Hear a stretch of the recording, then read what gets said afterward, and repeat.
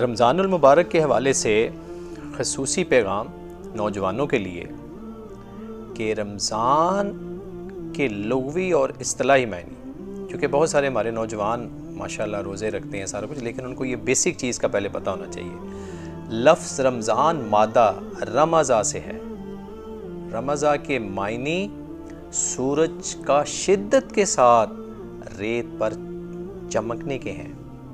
عرض رمضا اس زمین کو کہا جاتا ہے جو سورج کی تمازت مین اس کی تپش سے انگارہ بنی ہوئی ہوتی ہے۔ امیر المومنین امام علیہ السلام سے ارشاد ہے کہ کیا تم لوگوں نے اس وقت اپنی کمزوری اور بے تابی کا احساس کیا ہے جب تم ایسی زمین پر چل رہے ہو کہ جو سورج کی تمازت سے انگارہ بنی ہوئی ہو؟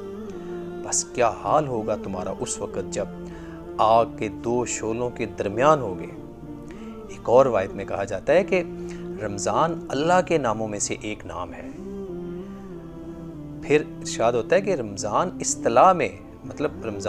اصطلاح میں قمری مہینوں میں اس کا نامہ مہینہ ہے۔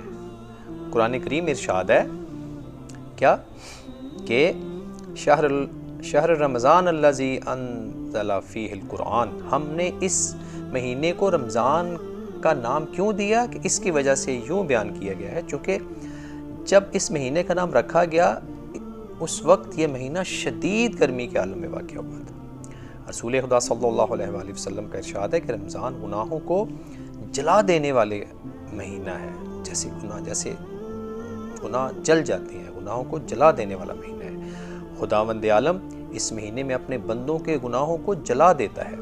اس لیے ہم یہ بات بار بار میں اپنے نوجوانوں کو اور اپنے سامعین سے کہتا ہوں کہ مت یہ چیز ذہن میں رکھیں کہ میں بڑا گناہ گار ہوں، میں نے بڑے گناہ کر لیے ہیں، ابھی میرے لیے معافی نہیں ہے۔ نہیں مائی ڈیئر، مایوسی گناہ ہے۔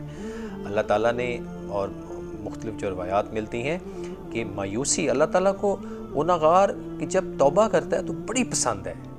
ایسے جیسے صحرا میں وہ جا رہا ہے، پیاس اور شدت سے نڈال ہے، مرنے کے قریب ہے، وہاں اس کو اگر پانی کا کوئی قطرہ یا کوئی گھونٹ ملے تو اس کے لیے کتنی خوشی ہوگی۔ اللہ تعالیٰ کی ذات فرماتی ہے مجھے جب یہ گناہ گار توبہ استغفار کرتا ہے مجھے اس سے زیادہ خوشی ہوتی ہے۔ تو مائی ڈیئر، اس مہینے کا نام رمضان اس لیے رکھا گیا ہے کہ یہ ہمارے گناہوں کو ایسے جلا دیتی ہے، تو لہٰذا ہمیں بھرپور فائدہ اٹھانا ہے اس رمضان المبارک سے۔